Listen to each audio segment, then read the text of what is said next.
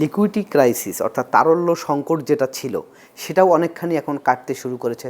অবশ্যই অবশ্যই আমরা যেটা বলেছি যে আস্থার সংকটের কারণে ডিস্ট্রিবিউশন অফ ডিপোজিট যেটাকে বলি, যে বাংলাদেশে আমাদের 2024 পরবর্তী সময়ে এই আমাদের সম্মিলিত ইসলামিক ব্যাংক যেটা ফর্ম হয়েছে, সেটার আগে কিন্তু 61টি ব্যাংক ছিল, এখন এটা কমে আমাদের 57টি ব্যাংকে এসছে। এবং তখন এই যে মানুষের ভেতরে যে একটা প্রচুর আস্থার সংকট, প্রকট আস্থার সংকট ক্রিয়েট হয়েছিল, সেটার কারণে কিন্তু প্রচুর মানুষ কিন্তু ডিপোজিট করার সময়ও বেছে বেছে কিছু ব্যাংকেই ডিপোজিট করেছিল। এবং এই কারণে আমাদের এন্টায়ার ইন্ডাস্ট্রিতে লিকুইডিটি কোনো প্রবলেম না থাকলেও একটা আর্টিফিশিয়াল লিকুইডিটি ক্রাইসিস ক্রিয়েট হয়েছিল because of the imbalance of deposit. কিছু ব্যাংক প্রচুর ডিপোজিট পেয়েছে এবং কিছু ব্যাংক তারল্য সংকটে ভুগছিল।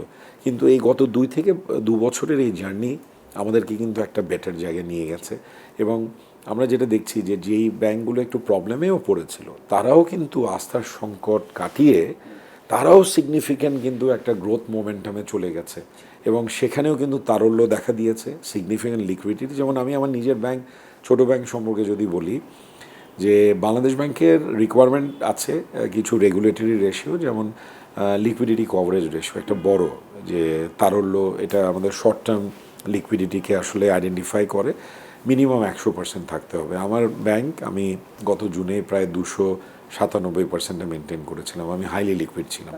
এবং লঙ্গার টার্ম লিকুইডিটি যেটা নেট স্টেবল ফান্ডিং রেশিও, সেটাও 100-র উপরে থাকতে হয়, সেটাও আমি 108-এ মেনটেন করেছিলাম। সো তার মানে কি ইন্ডিকেশন। এবং আমি আরও একটা আপনাকে গুড নিউজ দেব, যে এই গ্রোথের কারণে আমরা গত জুনেও আমাদের অ্যাসেট ডিপোজিট রেশিও আমরা শেষ করেছি 73.91%। বিশাল ব্যাপার। তার মানে এনআরবি ব্যাংক পিএলসি একটা 4th জেনারেশন ব্যাংক, যেখানে বোর্ড রিকনস্টিটিউটেড হয়েছে আপনার গত বছরের মার্চে 2025-এ, যেখানে সব খুবই ন্যাচারালি এবং স্বাভাবিকভাবে মানুষের ভিতরে আস্থার সংকট ক্রিয়েট হতে পারত, কিন্তু সেই আস্থার সংকটটাকে কাটিয়ে আমরা কিন্তু একটি উজ্জ্বল ভবিষ্যতের দিকে কিন্তু এখন যাত্রা শুরু করেছি। আর ডিজিটাল, আপনার সেকেন্ড যে কোয়েশ্চেনটা খুবই পার্টিনেন্ট কোয়েশ্চেন, যে আজকে আমাদের সবারই ডিজায়ার এবং ড্রিম হচ্ছে ক্যাশলেস বাংলাদেশ তৈরি করা। এই ক্যাশলেস বাংলাদেশ কেন করব, সেটার প্রথম জিনিস হচ্ছে একটি করাপশন ফ্রি সোসাইটি তৈরি করতে চাই।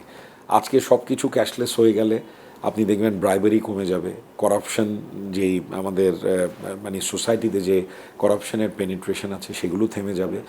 আবার আপনি যে কোনো কৃষক বা যিনি প্রডিউসার আমাদের দূর দূরান্তে, তারা তাদের প্রোডাক্টের পণ্যের ন্যায্য যেই তাদের রিটার্ন সেটা তারা পাওয়া শুরু করবে। এরকম ছোট ছোট অনেকগুলো মানুষকে ব্যাংকিং খাতে অন্তর্ভুক্ত করা যাবে। ব্যাংকিংয়ের ক্ষেত্রে একটা নতুন মাত্রা দেখতে পাচ্ছি।